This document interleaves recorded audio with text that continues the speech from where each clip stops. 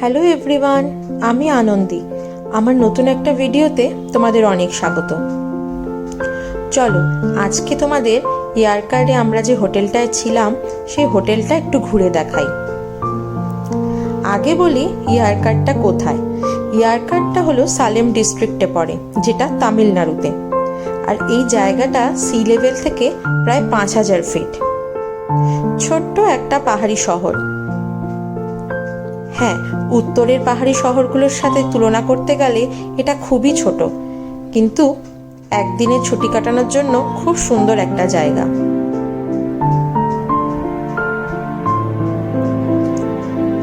এই ভিডিওটা যখন আমরা গিয়ে পৌঁছেছিলাম ঠিক তখনই নেওয়া। তখন সবে বিকেল হচ্ছে। আমাদের পৌঁছাতে পৌঁছাতে তো সন্ধে প্রায় হয়েই এসেছিল। আগের ভিডিওতেই বলেছি আমাদের যেতে অনেকটা সময় লেগে গেছিল। যখন পৌঁছালাম দেখলাম প্রায় 5:30 পৌনে 6টা বাজে। এই যে একটা কটেজ দেখছো, এর উপরের পোর্শনটাতে আমরা ছিলাম। এখানে দেখলাম প্রত্যেকটা জায়গা সব কটেজের মতো করে, আর রুমগুলো একটা উপরে একটা নিচে এইভাবেই সাজানো। 2 ধরনের রুম ছিল। উপরের রুমগুলোর ভাড়া ছিল প্রায় 5,500 টাকা, তার সাথে ট্যাক্স। আর নিচের রুমগুলো ছিল প্রায় 4,500 টাকা, তার সাথে ট্যাক্স। এইভাবে প্রত্যেকটা কটেজ দুটো দুটো করে রুম নিয়ে তৈরি হয়েছিল। জায়গাটা ওরা এত সুন্দর করে সাজিয়েছিল যে দেখার মতো।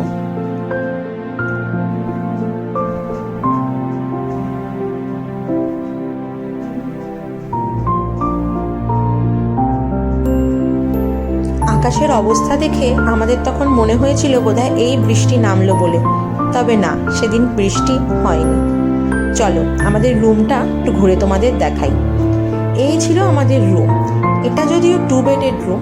আসলে আমরা প্রথমেই যখন যাব বলে ঠিক করেছিলাম, আমরা 4 জনই মিলেই একটা কথা ঠিক করেছিলাম যে আমরা একসাথে একটা রুমে থাকবো, তাহলে বেশ মজা হয়।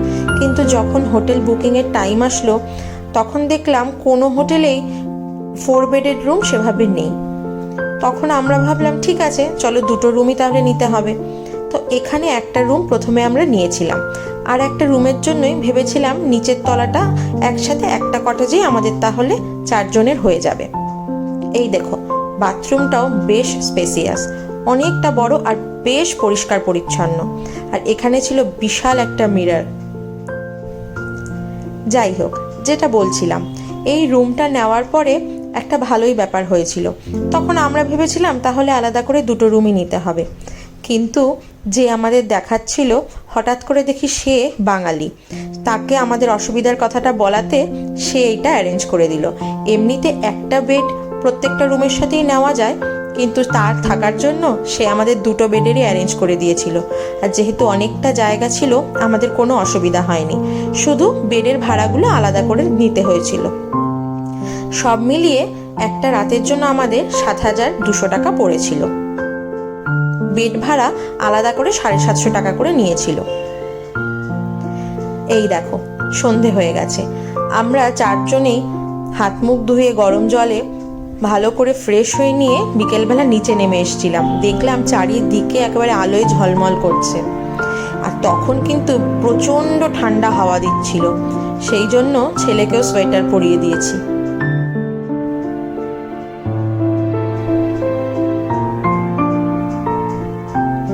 এইটা ছিল একটা ইনডোর গেম এরিয়া, আর এই জায়গাটা ছিল বনফায়ারের জন্য। তখন দেখছিলাম সব ওরা অ্যারেঞ্জ করছে, যেহেতু সন্ধে হয়ে গেছে ওরা সব কিছু অ্যারেঞ্জ করছে যে রাত্রিরে জ্বালাবে বলে। আর চারিদিকে প্রচুর চেয়ার বসানো, সবাই এসে বসবে। যদিও সেই সময় কেউ ছিল না, আমরাই এসে বসেছিলাম।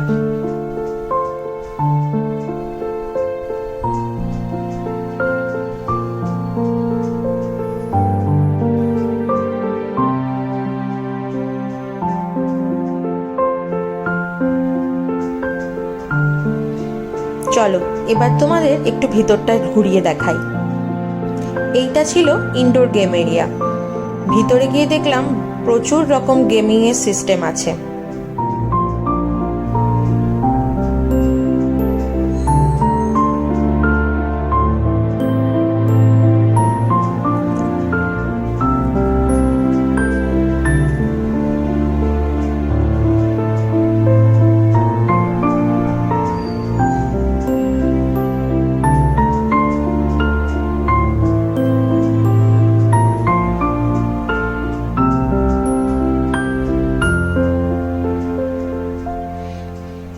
এই পাশে ছিল ডাইনিং এরিয়া।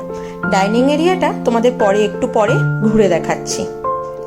বাইরে আস্তে আস্তেই দেখি এখানে সব তোড়জোড় শুরু হয়ে গেছে। এত হাওয়া দিচ্ছে, আগুনটার কি অবস্থা হচ্ছে দেখতে পাচ্ছ? আর অদ্ভুত ব্যাপার, হাওয়াটা কখনো একদিক থেকে দিচ্ছে না, চারিদিক থেকে ঘুরিয়ে ঘুরিয়ে দিচ্ছে। সেই জন্য আগুনটাও যেন এদিক ওদিক হয়ে যাচ্ছে।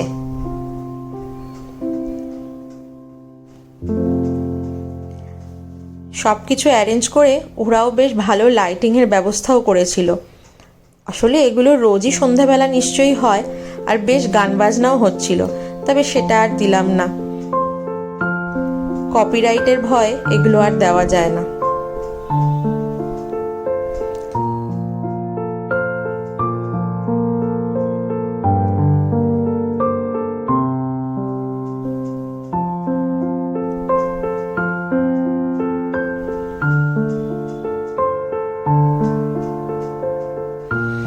আমার ছেলে কিন্তু বেশ আনন্দ পেয়েছে।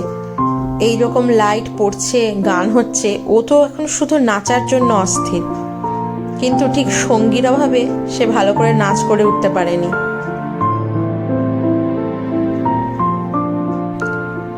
এই সময় দেখলাম আস্তে আস্তে হোটেলের সব লোকজন আস্তে আস্তে বেরিয়ে আসছে। সবাই এসে বেশ ওখানে বসছিল, আড্ডা দিচ্ছিল নিজেদের মতো।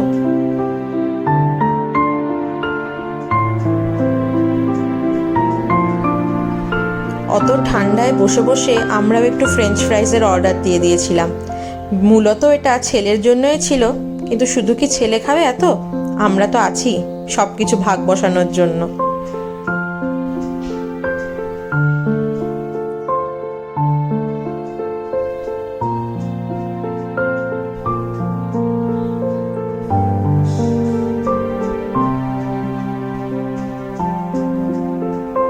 সেই সময় এত ঠান্ডা হাওয়া দিচ্ছিল, যত রাত বাড়ছে ঠান্ডা হাওয়াও যেন বাড়ছে। সেই জন্য হাফ সোয়েটারটা পাল্টিয়ে ওকে একটা হুডি পরিয়ে দিয়েছিলাম, যাতে ওর কানটাও বেঁচে যায়। আসলে ও ভীষণই ঠান্ডায় কষ্ট পায়, সেই জন্য আমি সবসময় চিন্তা করতে থাকি কিভাবে ওর কান মাথা সব আটকানো যায়, যাতে কোনোভাবে ঠান্ডা লেগে না যায়।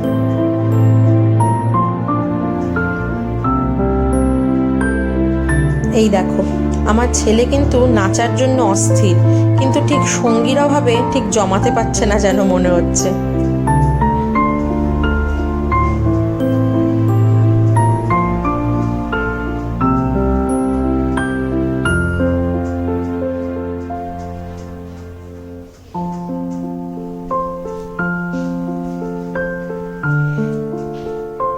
ওর এখন মোটামুটি দিনে যে সব থেকে প্রিয় অ্যাক্টিভিটি সেটাই এখন ডান্সিং হয়ে গেছে। যখনই সুযোগ পায় তখনই নাচ করতে থাকে। সেদিনকে রাত্রিবেলা আমরা অর্ডার যখন খাবারের দিচ্ছিলাম, তখন ওর জন্য একটা ম্যাগি অর্ডার করেছিলাম। ও ম্যাগি খেতে তো ভীষণ ভালোবাসে, সেই জন্য বাইরে গিয়ে আর অন্য কিছু ট্রাই না করে যেটা ও ভালোবাসে সেটাই দেওয়ার চেষ্টা করি। তো সেইটা সে শুনে ফেলেছিল যে ওর জন্য রাত্রিরে ম্যাগি আছে। সেই জন্যই হয়তো বলবো না, অবশ্যই সেই জন্যই ওর খিদেটাও তাড়াতাড়ি পেয়ে গেছে।